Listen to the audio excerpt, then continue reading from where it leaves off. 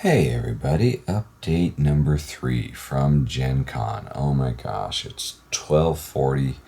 Once again, I'm probably going to end up waking up at 4 or 5 o'clock, but before I toddle off to Nighty Night Land, I want to let you know what went on today, as I've done for the last couple days. And oh boy, today was a fun day. I got back to playing games. After all the shenanigans yesterday, I played 6 games today and had fun with each and every one of them. And I'm going to try and give you a quick rundown of what they were and why you yourself might find them interesting. So let's start off. In the morning, I met Michael Coe of Gamelin Games. Really nice guy. Had a lot of fun talking to him too. Apparently, he's the world record holder for extreme Legend of Zelda run-throughs. He described it to me, and it was just absolutely insane. I can't even imagine.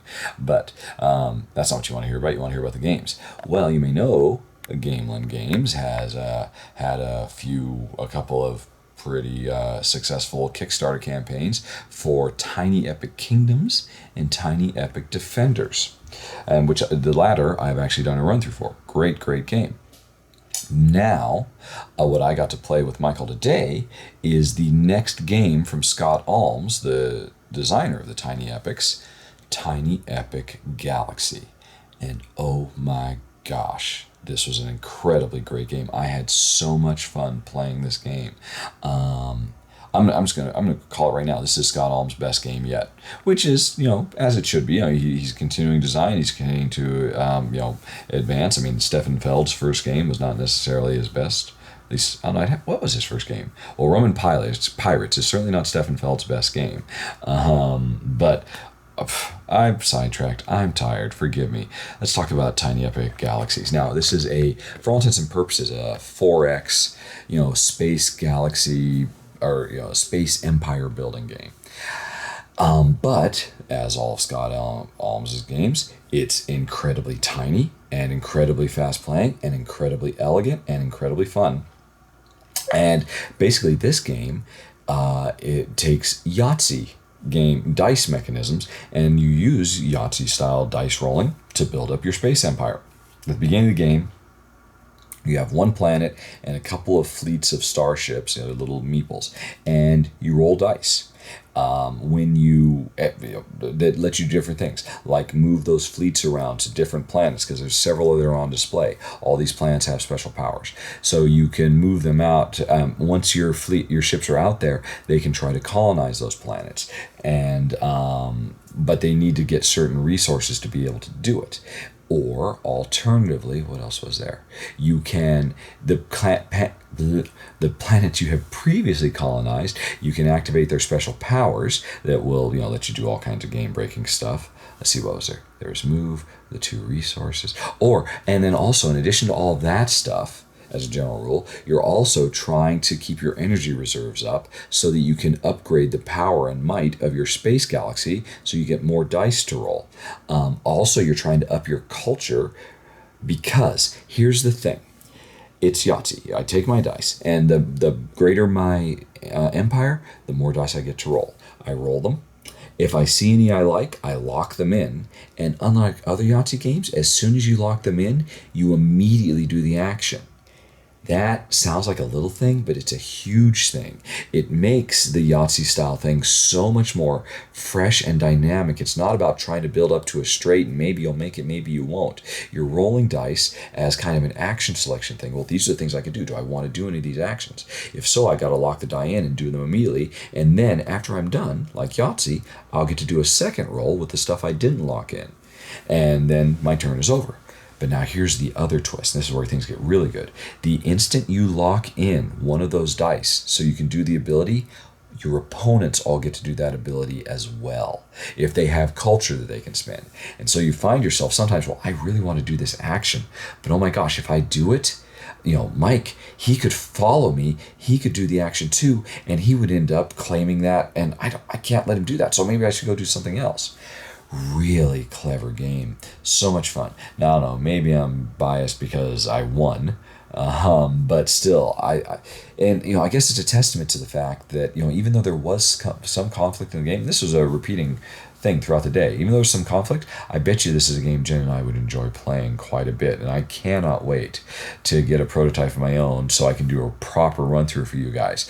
Now, it's probably going to be a while because I don't think this is going to go on Kickstarter until the end of the year because Michael's got his hands full with Tiny Epic Defenders and getting Tiny Epic Kingdoms and all the rest of it, but keep an eye out for this.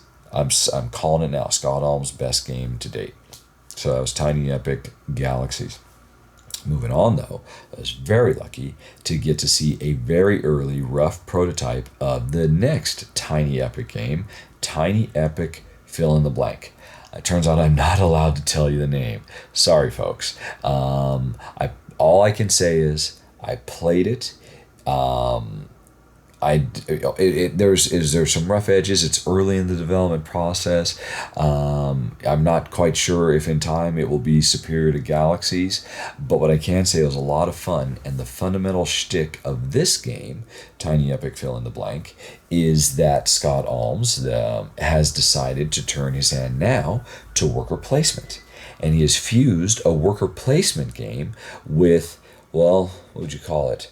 Basically, a classic card game that you play, which is a standard deck of 52 cards. I can't say what it is, but I can say, guess yourself if you like. Am I talking about Klondike? Am I talking about Pinochle? Am I talking about Blackjack? Who knows? I'm not going to say, but it takes this, this classic standard card game and fuses it in a very, very cool way with worker placement and ties it into a really fun theme that I think will be very, very attractive.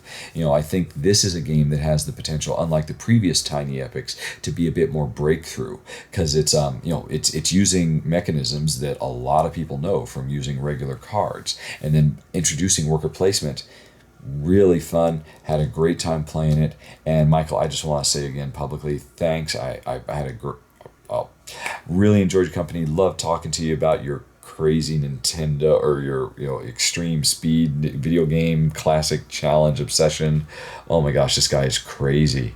But let's move on to another crazy individual, Patrick Nickel of Crash Games. I met up with him in the afternoon, and I got to play 2 games, and I actually got to look at 2 more. Let's see how I got it right. So, first off, interestingly, the first game, this is not going to be the final shipping name of this game. Just bear that in mind up front. Right now, it's called Space Fighters. Temporary work in progress title. Probably will change. And in fact, Patrick just signed it today. He saw it, saw how good it was, and believe me, it's good. It's amazingly good. It's so compulsive, so cool. He got it lined up on the spot, and I was lucky enough to be one of the first people to get a try. And so I see. Now I can't talk about it too terribly much because it's a ways out, and it still had a couple little production things that maybe need to be smoothed over. But man. Here's what the game is. It's called Space Fighters because players are, engaging in little, space battles. Space like fighter duels. Between, X-wings and TIE fighter type stuff. But here's the trick: every player before the space battle happens is building their little space fighter, and you do it with dice. Yep. More outer space, micro game dice stuff going on. Now, so everybody starts a game with a hand of 7 dice, and the dice have a bunch of different things that represent different parts of the ship that you could build your ship with. Lasers, shields to protect you from the lasers, nukes that shields will not protect you from, but you have to get 3 nukes on a ship to make it work. But a well-placed laser shot could take the nuke offline, so it's kind of a risky strategy, but it can be huge because it's twice as powerful as lasers. There are scanners, which will double the strength of your attacks. There are tractor beams, which will take dice away from your opponent, so they will have less powerful ships in the future. And then there is the cog, or the gear, temporary name obviously, that will be able to double the power of any other component you put on your ship if you put it adjacent to that other component. Or alternatively, the cog will let you re-roll if you have, I'm jumping ahead. What you do is you take the dice, you roll them, And then you must pick 1, 2, or 3 of those dice and start building your ship. So you might say, oh, well, look, I got a laser, and I'll put the laser next to the shields, and I'm going to stop right there. Because the tricky thing about this game is after I've started to build my ship, my opponent knows what I'm going for, and then they get to roll. And this is a game about majorities, because once both ships are built, if I've got more lasers than you have shields, I'll do damage to you. If you've got more shields than I've got lasers, I won't be able to hit your nuke. If I've got more scanners than you've got scanners, I'll be able to pump up my damage. If I have associated a tractor beam with my scanners, then I will be able to steal your dice. So in the second battle, because we're going to build several ships over the course of this game and make them fight each other. So there's just a ton of stuff going on. You roll the dice, you take a few of them, start to build, and then that gives your opponent information about what you're going for, and then they can respond. And so maybe they'll start building their defenses, but it depends on what they roll. But do they use those cogs to re-roll? If, I've started to build a ship, and I put on shields, and then maybe I put on too many shields, and I realize, well, I don't need all these shields. Do I pull one of the shields back off to try to re-roll to get something else that'll help me, like another scanner? And this is a very quick, fast game, back and forth. Roll your dice, lock a few of them in. Your opponent does it, and then eventually it gets to the point where you've either used all your dice or you can't place any more dice. Because here's the thing. Every die face has connector spots on it. And so it's kind of like building a road map. You have to make sure all the roads line up, in like Keyflower or something like that, or Carcassonne. The spaces have to match up, and so you have to be careful. You might get the perfect die you need, but you can't put it anywhere on the ship because you can't make the connectors line up. Or you could make the connectors line up, but it's a risky thing because it might peg you into a corner, and then on a future roll you might not be able to place anything. It's a really clever game, plays really fast, just a hoot. I think this has a potential to be a big game for Crash. I'm so happy for him. I can't wait to see more. Like I said, work in progress, but that was Space Fighters. Looks great. Watch Crash games. Subscribe to him on Twitter. All that stuff, because this is going to be a neat game when more comes to light. But anyway, you heard it here first, folks. Rahdo runs through world exclusive. Okay. Next up, Patrick got out, what's it called? Shoot. I should have looked it up. Because it is actually on Board Game Geek right now. Let me see if I can find it. All right, well, I'm looking for that. Sorry, where'd I go? I'll talk about another one. Because also, in addition to playing a couple of games, he let us... he talked to us about a couple too, because he didn't have much time. He had to run. I was so happy he made as much time as he did, because he had another meeting and then he had to go catch a flight. So thanks, Patrick, for taking the time. I know you are the hardest working man in board games. I mean, he is so harried. He's always on the road, always, making. Love the guy. So much passion, so much energy. But anyway, okay, so. Okay, dead drop. Okay, back to the dead drop. Okay, let's talk about that. Now, this is a very simple, I think there's only 9 cards in the game. It's a deduction game, wherein there's a bomb. And what you do is you take the 9 cards, shuffle them up, put one of them face down, that's the bomb. Now, all the cards have 0, 1, 2, 3, 4, or 5 on them.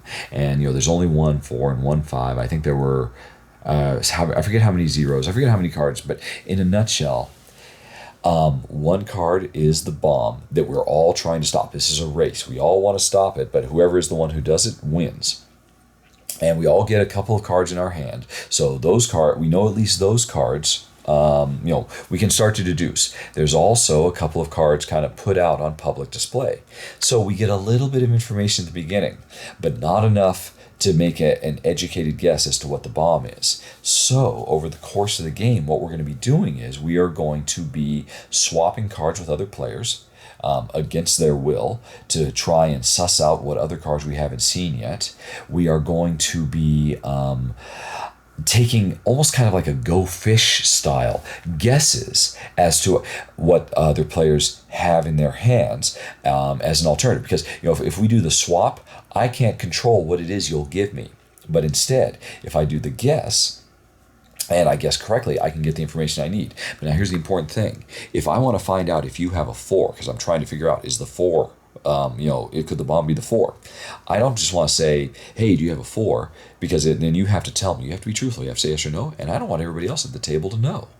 Because I don't know everybody else. So what I do is, when I'm trying to find out what you have, I take 2 of my cards and show them to you in secret. So if I show you a 1 and a 3, what that means is I'm asking, do you have a 4? And you then have to secretly, you have to say yes or no, and you have to, show me. And so again, nobody knows what I asked you. And nobody knows if you have it. So the interesting thing is I've got the information I need from you, but I've given you information because you got to see 2 of my cards. But hopefully if I'm doing that with cards you fed me earlier when you were trying to grab stuff, so I'm not giving you new information. So there's all these mind games as cards are flipping back and forth and people are taking guesses. But then eventually what happens is, if you think you've figured out, if you think you know what the bomb is, and this is a race, first person to figure out and guess correctly wins, you can go for the guess. But here's the trick. This is the tricky thing. This is why you're swapping cards all over the place. Not only to help you deduce what the bomb is, but to make your guess. Say you think the bomb is going to be a 3. You then have to, when you make a guess, you have to play 2 cards that sum up to a 3. So you have to play a 3 and a 0, or a 1 and a 2. And if you don't have, you might know for a fact, or you're 90% positive you know what that card is. So you can guess, but you don't have the cards you need to make the guess. So you have to start trying to grab cards from other players or from the central area so you can actually make your guess. But when you're doing that, you're potentially giving information to the other players that will let them make the guess. It's a crazy game. It did my head in. There's so much going on and so many meta games and bluffing and all this stuff. All this in just the tiniest little game. It's so clever. Just a really, really nice game. Anyway. So I was talking about the games I didn't play, but I did get to see and talk about. First one was a new expansion for Council of Verona. I forget what it's called. I think Council of Verona Corruption, something like that. Very, very cool. What it does is, I'm going to assume you know Council of Verona. I've done a run through for it if you'd like, but assume you know Council of Verona. You play a character card, either to the Exile or Verona or the Council and all that. But now in the game, at the beginning of the game, you get 2 additional cards, the corruption cards. And when you play a character, you have the option to play that card with the character. Or actually you can play these cards on any character, and you either play them face up or face down. If you play them face up, you immediately do whatever the special power is. It might lock them down so no one else can influence them. It might swap them from place to place. Bunch of different special powers. Or you play it face down, and nobody knows what it is, and it will be revealed at the end of the game. And it could be a power that is very powerful at the end of the game. Or it could be a bluff, because it's something that's crap at the end of the game, and you're basically throwing it away, but you're trying to scare everybody away from a character that you don't want them to mess with. I didn't get a chance to play it, but I got to look through all the cards. And actually, I was sitting there at the time with Joel Eddy, and we were both looking at it, and I'm not going to speak for Joel, but it sounded like a very, very cool addition to a very, very cool game. I mean, Council of Verona, I already like it because it's a micro game, one of these micro games that works well with 2, unlike Love Letter or Lost Legacy. So anyway, that's a new expansion that'll be coming out. I'm sure more information will be coming up in the coming months. And then finally, you know what? It hardly matters because he waved a game in this most beautiful ornate box, just described a little bit about it, and then says, sorry, gotta go, can't show you. And I don't know if he timed this on purpose just to mess with me, just to do the ultimate, let's see, what was the name of the game? Got over here, Kingdom Land. There's not much known about it. You can read a little bit about BG.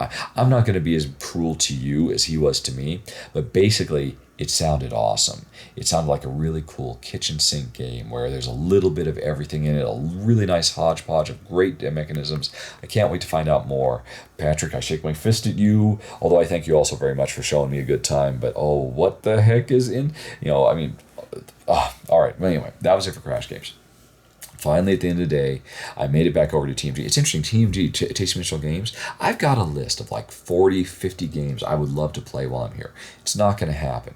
But the interesting thing is, Tasty Mitchell Games has more games on that list than any other publisher. There are so many games I want to play, and I made it over there, and I got to play 2 of them. I got to play Eminent Domain, Microcosm, a new micro game. Everybody's doing micro games now. A new micro game based in the same universe and with a lot of the same mechanism as Eminent Domain. And then I also got to play, what was it called? Gold West. So Eminent Domain Microcosm first.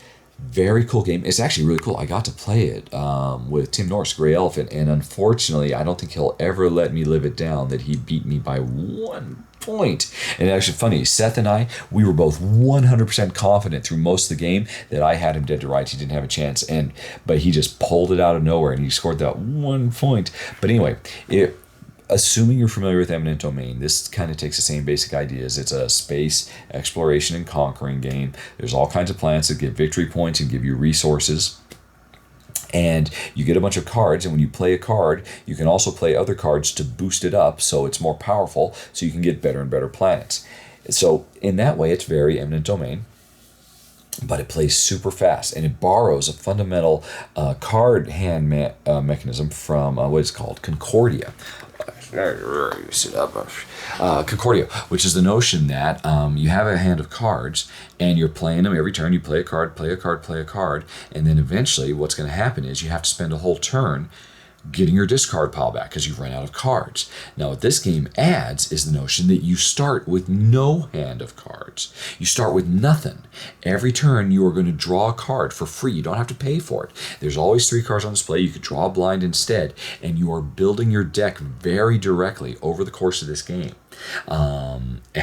Everybody can see what you're building, so everybody can see this specialized deck you're doing, and they can take cards that are going to try to counter what you're doing, or they can ignore what you're doing and just try to really focus on getting set collection elements. Anyway, it plays really quick, and takes the really distills a lot of the essence of Eminent Domain down into this very, very fast playing 10-15 minute micro game, which is a small handful of cards and a lot of drama. Very, very neat. I'm sure more information will be coming about soon. It's weird. This game and the Space Fighter, they both feature a lot of conflict. And yet, I am very confident that Jen and I will enjoy playing these games. They're just so high quality. They're so quick. And the conflict, these are not games where you spend a lot of time building stuff up so that other players can destroy it. You just get in, have fun. Really, really nice games. And the other one, Gold West. Let me double check that. I think that's right. Gold. Got the old BGG up. West. Now, this is a Euro game that feels very Feldy. I talked last year about Brussels 1893 that felt very Feldy. This is like the next big Feldy game because, Gold West, because it takes 2 of Stefan Feld's most brilliant mechanisms he's ever put in a game. The work rows from Macau and the Mancala from Trajan, and he fuses them together into this amazing resource management game set in the Old West, where players are prospectors digging for gold and copper and silver and also trying to just get stone and wood so they can build mining camps. But it's so hard to describe. But wow, I played through a whole game. Actually, I should say I played with Ryan Metzler of the Dice Tower. Ryan, the Dice Tower's resident Euro fan. He was a great guy. Actually, I played with his wife, Angela, and she was wonderful. Angela, thanks so much for taking care of me. She was sitting next to me, and I was doing all kinds of normal Rahdoisms, making goofs and all that stuff. And she was just very quietly, very politely, every time I forgot to score points or every time I put something in the wrong place, she would just go ahead and fix it for me. I would love to have her sitting next to me whenever I do every run through because she didn't miss a beat. She was great. And Ryan was great too. Had a fun time playing with him. It was nice meeting him. Although, boy, they cleaned my clock because I made a really bonehead move because I was very tired and I misread a card or a bonus objective and thought I was going to nail them, but then it turned out, oh, wow, I don't get I got almost no bonus points because I did it wrong. But anyway, Oh, it's so hard to describe. I would have to show it to you. But suffice to say, the Windrose of Macau, where every time you're going to collect resources, in the form of cubes, you choose, am I going to get a lot of resources later, much later, 2, 3, 4 turns from now, or am I going to get a less bountiful harvest of resources right now, because I need it right now? Can I make the long-term plans? Or should I just go for the bird in the hand? So you mix that with the Mancala from Trajan, where every turn you're taking the resources you got and you're moving them around, and that's allowing you, depending on where they land, to activate abilities and also to set up future moves as well. It's I hate to say that it's hard to describe, but it is hard to describe. It's something you almost have to see to believe. But this, I think, is a must-have for me and Jen, is, Ultimate Feld Fanatics taking two of our favorite games and creating this really interesting hybrid, and then putting a really cool, fun, Old West, old-timey prospector theme on top of it all. Just a brilliant game from a first-time designer. Liked it a lot. Was very, very impressed by it. I totally see why TMG is picking it up. And so that was Gold West. And that was it, folks. I don't know, you can tell my throat's starting to go again. It's 1:06 in the morning. I'm still on Malta time, so I'm probably going to be forcibly woken up in 4 hours, and I won't be able to go back to sleep anyway. So I think I'm going to sign out now. Tomorrow's the last day. I will not leave without playing Consequential. I got to get up to the second floor to play Temporum and roll for the Galaxy. Oh, but I gotta film the the exhibitor hall before I go, so you guys can see what it's like to be in there. Oh, it's gonna be a busy day. Wish me luck. But anyway, in the meantime, this is Rahdo in Indiana signing out. Talk to you later, everybody. Have a good day, or actually, what am I talking about? Just go to sleep. It's bedtime time. Good night, everybody. Bye bye.